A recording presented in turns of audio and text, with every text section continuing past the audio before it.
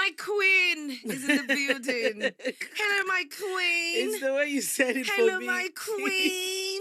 Brown sugar, Don't extraordinaire. How are you? I'm beautiful, thank you. Oh, you're successful, beautiful, elegant, everything. Welcome to Talk a Moment, finally. Thank you. They finally am here. Yes. Hey, I got you something. I came bearing gifts. Oh, you're literally the only person who's been on this couch that brought me a gift. All the wenches I've interviewed this season, oh, you crazy people. You guys had me talking for over an hour and you could not even give me water.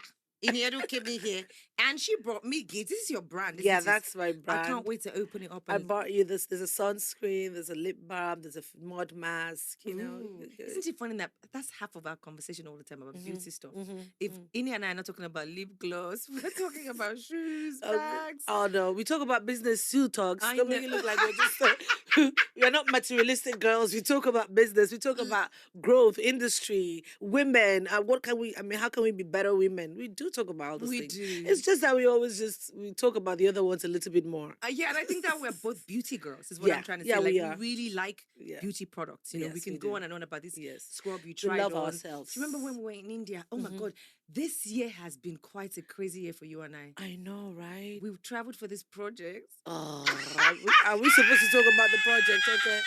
Okay. Are we supposed to talk about the? No, But not your the skin project. was really popping on that trip. Thank I think you just you. came back from like a whole thing that I don't know what you did, but girl, I was looking at your skin like this. I think I was just in one lovely relationship. There was What's just you? So where's the relationship? What happened? It don't break. It don't scatter. Now, wow. Another Christmas. Another Christmas. No pajama wearing. Oh. Are you wearing pajamas with someone this Christmas? I don't have anyone to wear pajamas with. With I may just wear it daughter. with my daughter. Yeah. I was talking about it with my assistant the other day. I said, should we go and buy red pajamas? Oh, but you know that. And she was laughing. I said, yeah, because I want to take a picture with my child, but girl, I'm not really one that is really big on these kind of things, but I'm trying. I'm just too busy thinking about other things. Do you But then think I your think I want to do a photo shoot for the Christmas. I Yeah. should. We'll wear Christmas hats and wear man, it's just No, but are you really maternal? Do you think there are women who are mothers, but they're not as maternal as other women? Because some people are like motherhood is like everything to them, and there are people who have mastered the art of I'm a mother, also a wife or a boss babe or this or that. Do you think that you're maternal? I think that even before I had my baby, I was quite maternal because, I mean, all my life I've been looking after people who are not even like my kids. I've always had people that I'm looking after, that I'm directly taking care of. So I think I even have a bit more motherly nature that makes people around me, like for instance, my staff, feel maybe I'm over mothering. Because I treat everybody like they're my children. They're like, for me, like domestically, if you work in my house, if I cannot consider you a part of the family, then you can hardly survive working with me because, the same way I'll treat my child, the same way I want to treat you. I want to tell you when you've messed up, I want to call you out on it. I want to tell you off, scream, do whatever I want to do. When you do well, I'm organizing parties for, like, I'm literally just really celebrating. So I think like I've always had a motherly nature. So now with my child, I am motherly, but I'm also the boss lady. I'm also the breadwinner. I'm also the hustler. I'm also the entrepreneur. So but I find time. I don't feel like I do as much as I should do. I was just talking to my baby's teacher today because they closed school yesterday. So I called her today to just have a review, and I saw her report card just to see what she thinks about her improvement and her growth in school. And so, I was, just having a conversation with her, and I said, well, if I may have missed one or two messages you had sent to me. Okay, she should wear this for today. She should wear this for. Just forgive me. Sometimes I'm in over my head, So I'm not like I don't feel I don't. I'm not one of those people who have the privilege of inspecting what their child is wearing to school today, what she's wearing tomorrow, because sometimes I'm not around because of what I do. But what I try to do is it's in my head. So I'm constantly just from wherever I am out of the country, just trying to monitor things. And I do feel bad that I should give it much more of my time. I think they call it mom guilt or something. They say that there's something called mom's guilt, where mothers just feel guilty for feeling like they're not doing enough. And I think every woman feels like that, just not you. I Really? think I hear that. I'm not a mother, but I hear people say everyone, there's no, that's why they always say things like there's no rule book to being a good mom. Mm-hmm. Everyone's just winging it. Right. Do you know what I Everybody mean? just ringing it. So I think, for the shift that has happened in your life, because Mm. motherhood, It's yeah, delicious, okay. I swear, it's. I know you. I know that you can't wait to have your own kids. yeah, And I know that you would be a bit too like this maternal. with your child. You'll be almost too. Maybe you'll be Everyone carrying her says around everywhere. that. Oh no, because it's okay. You're a passionate person. Okay. You're a passionate person. So I understand. I know that somebody like you want to carry her literally everywhere you're going. But you see, my own is that first of all, I don't want to give her that exposure. Yeah. One, two is I also don't want. I want her to also have that independent mind, Mm, Like I just left the house that she started crying. Do you get? These are the kind of things I'm trying to, because just so that I mm, can also go with a good heart, like because when you cry when I leave the house, and I'm thinking about you all the mm, way, and I'm thinking, mm, should I just go back? mm, But I have to work. mm. I have to bring the bread, Yeah. so that attachment. I mean, you would be a fantastic mom. Thank I can't you. even Do you know, I wait. remember in India, we were on this project, and every single second she goes, she talked about her daughter so much that I couldn't wait to have you here to ask you, do you ever think about life before her and feel like you should have done this earlier? Okay, I promise you, I do. Like I always say to people, I said the meaning of my name is God's time. Mm, That's the meaning of my name. I really am somebody who believes in the right time and at the right time when it's God's time. I don't believe in jumping the gun. I believe in taking life step by step. But I still feel that I should have done this way before now. really? I promise you. In fact, the fact that I did it alone has even given me a more. It's even what worries, what sort of triggers me the most, in the sense that I feel like if I could do this, why didn't I just do it all the while? Why did I Mm, have to? What was I waiting for? mm. What were you waiting for? I was waiting for the right person. Yeah. I wanted to have a family. I wanted to do it with a man. Mm, I used to be my father. I am my father's favorite. It's just that he's older now. So, but then, I mean, growing up, I was like my father's pets, sort of. So I really, for me, a father figure in a child's life, especially a female child, was so important. Because my relationship with my dad was so enviable, even by my mom. Everybody literally just felt like he favored me over everybody else. mm, Um, I just that's what I wanted to be able to have.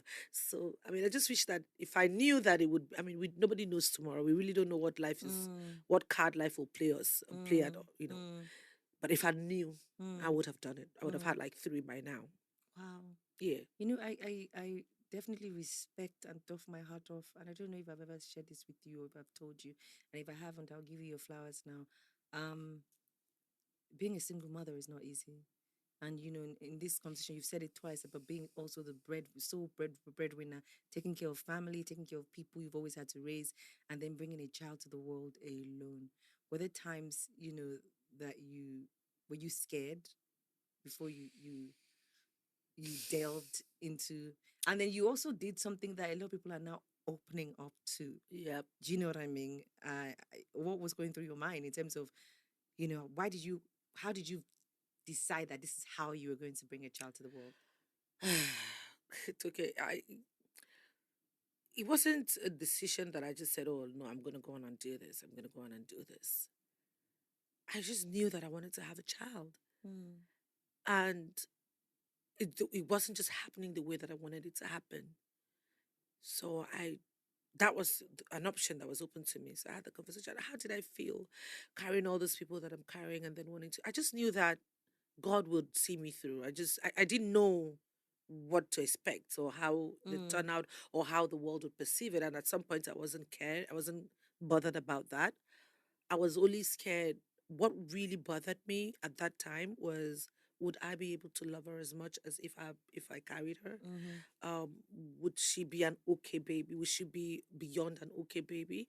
Like, I had those reservations and those concerns that bothered me. mm.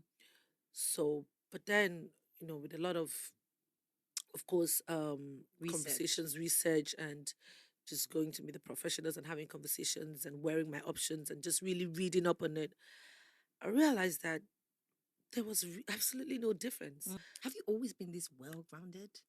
Because it's. Have you always had this strong self of sense? I think no, maybe not. I Sense think of the self. sense of self. This podcast will destroy this country. Podcast has split this country into 4 different places.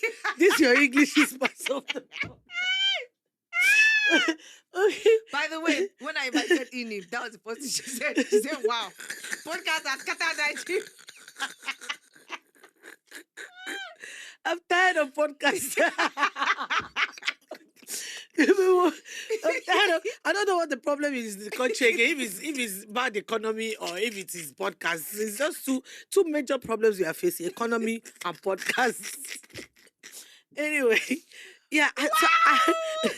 Strong sense of self. Don't kill me. That was a moment. Yeah. I laughed, but I'm hot. So you're hot. Oh Jesus. Yes. Have you Yes, always had this I strong I sense think of- that I've also learned. Yeah. I've also learned, life will humble you. Life will make you have a thick skin. You'll realize that at the end of the day, you're for yourself alone. Like, if you don't do it for yourself, nobody will do it for you. And people just generally will always have their own opinions, irrespective of what you do. But the focus on myself is something I've grown into. I don't think that I've always been like that. I think that coming into spotlight at a very young age, having all that exposure, being the target of bad press, has also thickened me in a way, and sort of, toughened me up a bit to understand that, look at, just keep your eyes on the ball. It doesn't matter what they think, just as long as you can sleep well at night and know that you're not hurting anyone and you're not offending anybody and you're not going against the law and you're not doing anything that is detrimental to who you are, I'm good. What's the worst thing you've ever heard about yourself? Oh God. Which one? There's some that will say we have thick skin, and there's some that will literally just have you saying,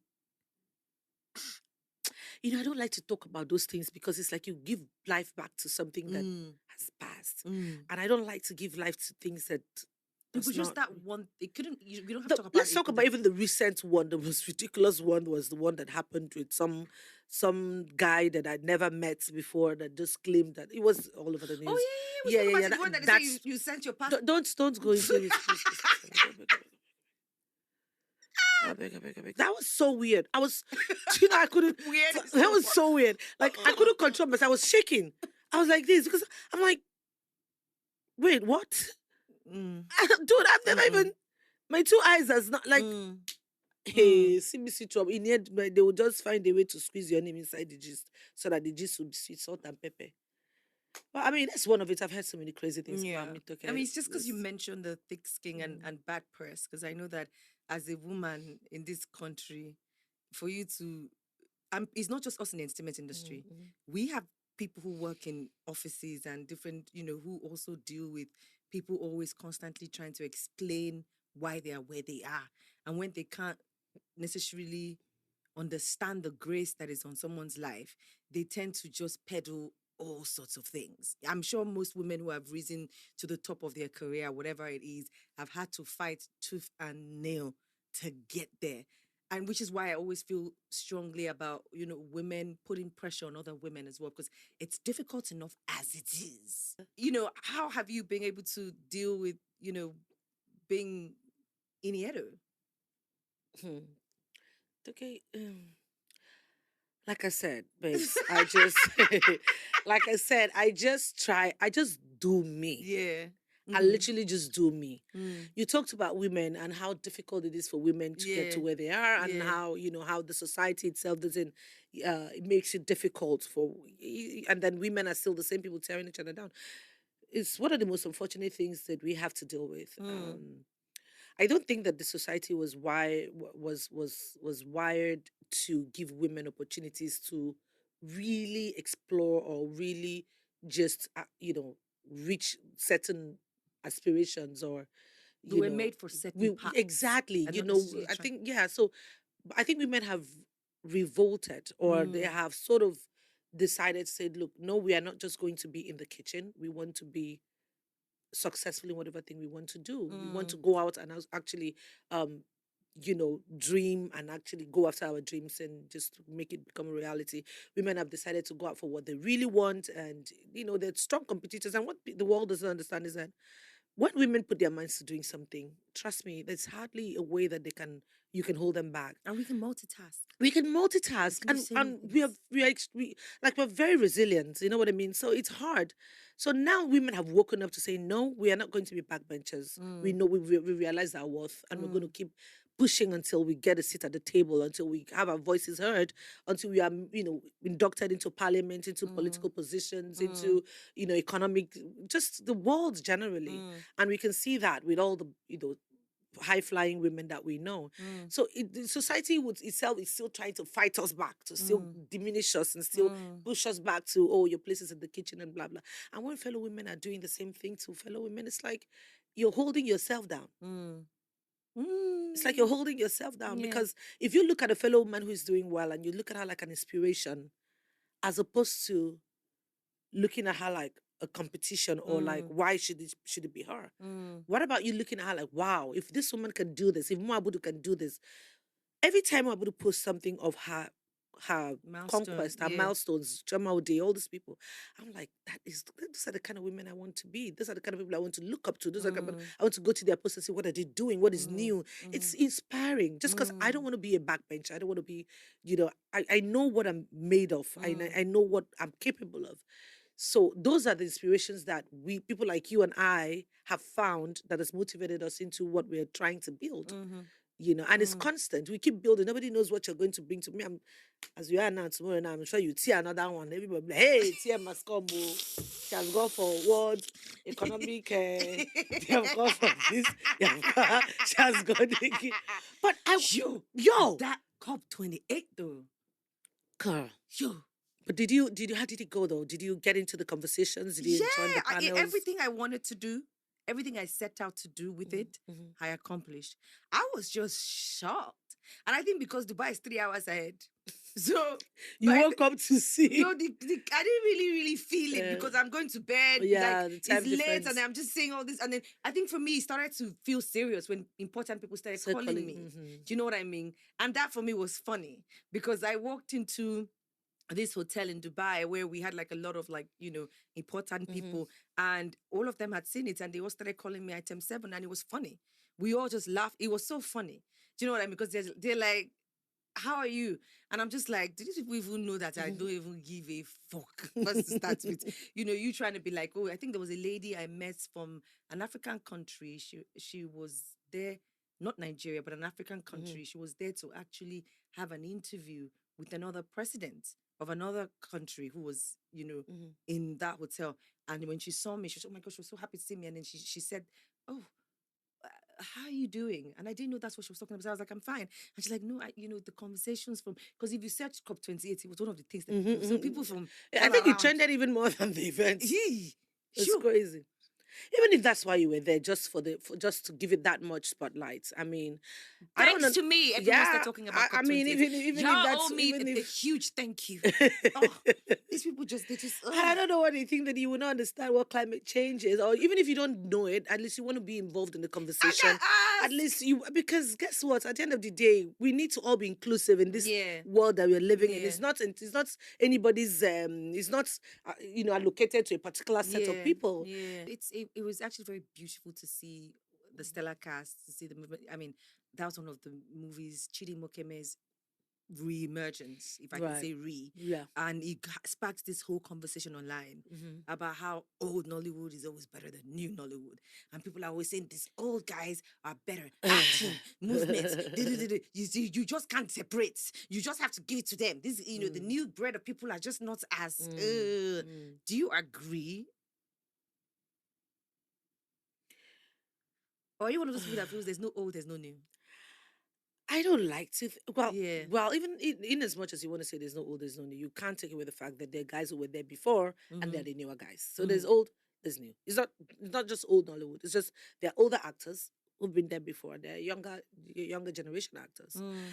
I think that the older guys they have the experience, and most times they take up the challenge. You see what I mean? Because It's not just jumping from one set to the other.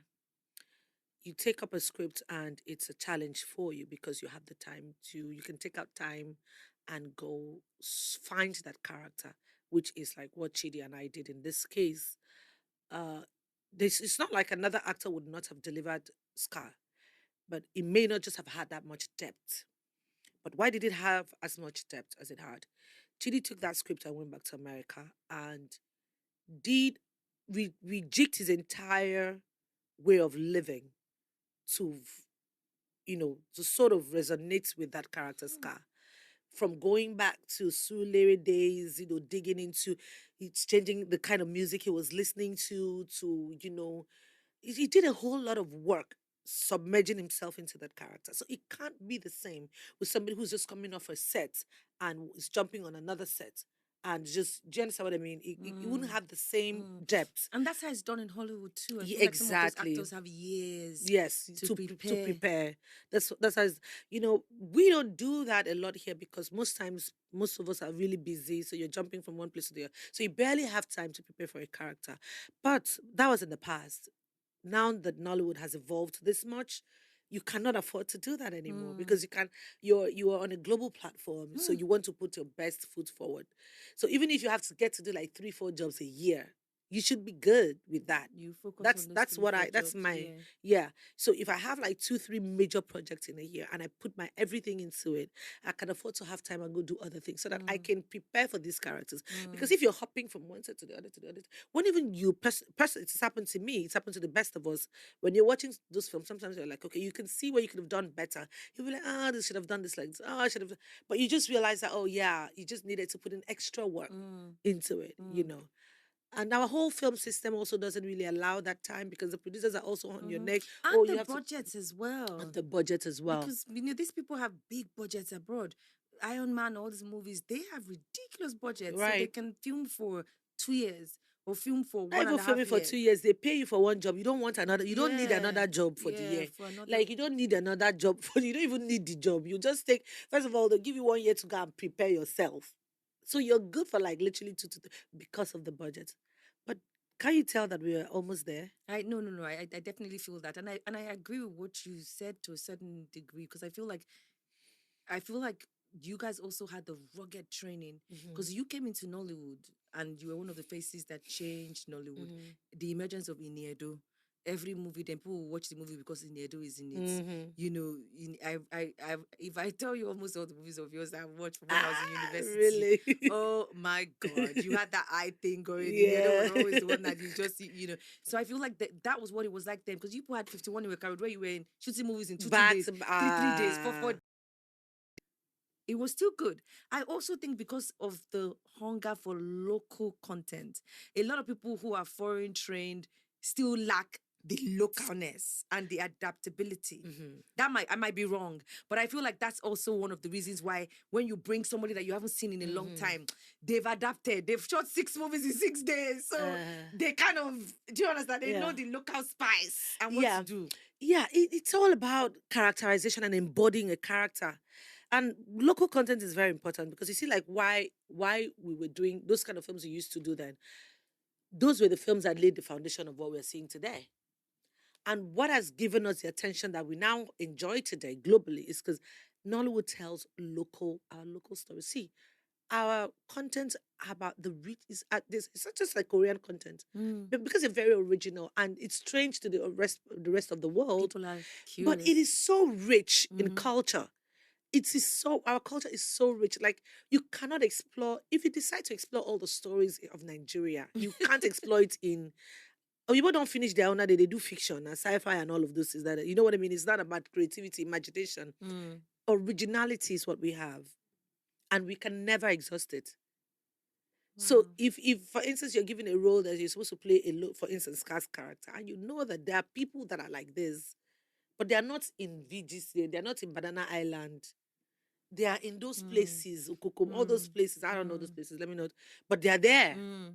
So what do you do? Yeah. You find yourself around that area. Like when I did Worlds Apart, which was my first breakout film, we shot. First of all, it's okay. Since we're not talking about Worlds Apart, let me just go straight to what I needed to talk about. When I got into that set, the story was too big. I didn't think I could do it because at that time I hadn't done anything that big. So when we got to the set, we were in a farm, a farm neighborhood. Those people don't live. They like build settlements. It's like farm settlements. That's where we shot that film. I'd never been to like a farm settlement. I go to the farm with my grannies then, but like I never saw people living On on farms, farms. You know what I yeah. mean? So that was the character that I was supposed to play. So I had to. So I'd leave everybody where they were and go into The the farm. community, the farmlands, to just Sit with them. sit with them. When everybody was joining and they're playing all the stars, I was just there, just trying to be like them, reason like them, think like them. Like, how is this? How do you even survive here? Or what is the mentality of these kinds of people? They see cars on the road, they're excited. They see bike, they're excited. You see children running after the bike, running after, you know. If I didn't do that, I wouldn't have that sort of. I wouldn't be able to The resonate with depth, that yeah, character like that, yeah. because you have to literally kill yourself or keep it aside and step into somebody else's shoes completely. Do you have any regrets? If you look at your life so far, I mean, you're still very young, but you've lived such a wealthy life. I'm young. Everybody say that. You are young. I mean, how old are you possibly? You are very young. It's okay. I'm tired of people tell me, I used to watch you when I was a child. I'm looking at this Yeah, but man. that's not them aging you. That's to attest to the legend that you are. Thank you, baby. Do you know what it feels like for someone to be able to say to you that you made me go into what I'm doing right now? I watched you when I was in. You're a legend. Oh, and I hope you do think like that. I do think like that. It's just that sometimes I like to hear I it really again. got you. Somebody walked up to Ini Edo at an event and said, "You look nice." She said, "I know." Do you remember what? You remember that night? I remember that. said, You've "You not got gotten me over that another one." No, conversation. I was shocked. She told me, she goes, "No, but it's a statement of fact, okay? But I know." I said, "Ini, you're just supposed to say thank you." She goes, "But I know." Like I said thank you to the person. I said, I know, thank you. I was like,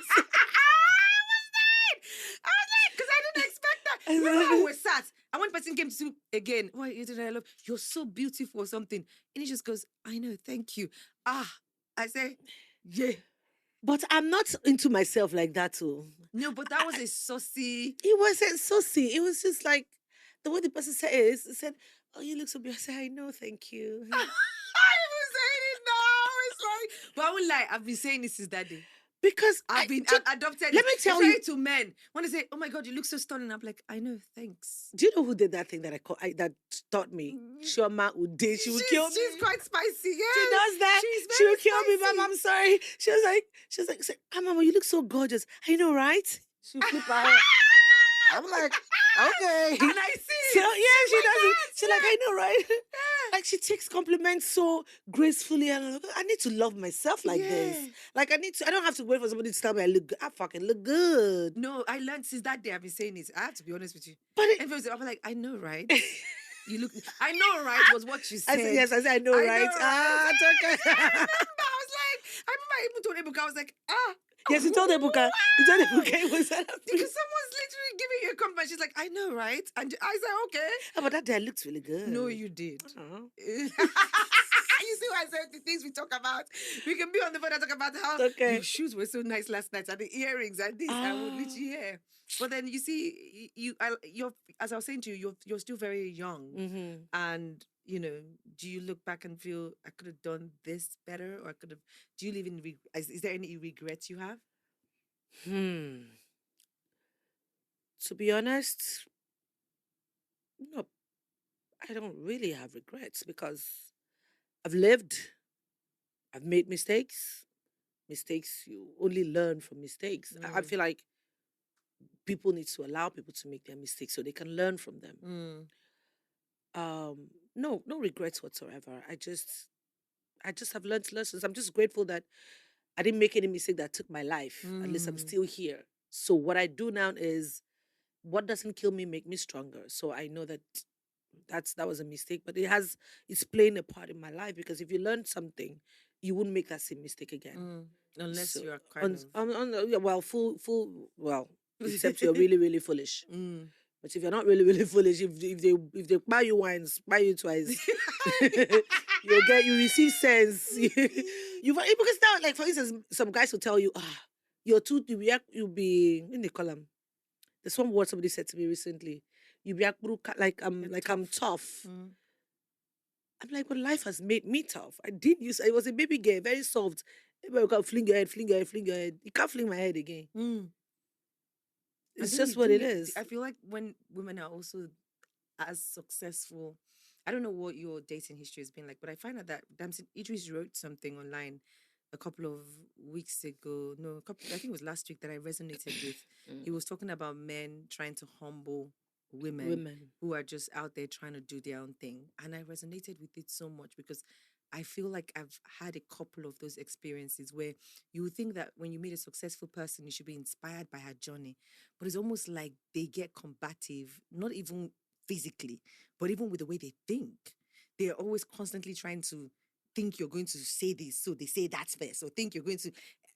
My strength has now almost become like a burden for me. I don't want to be strong all the time.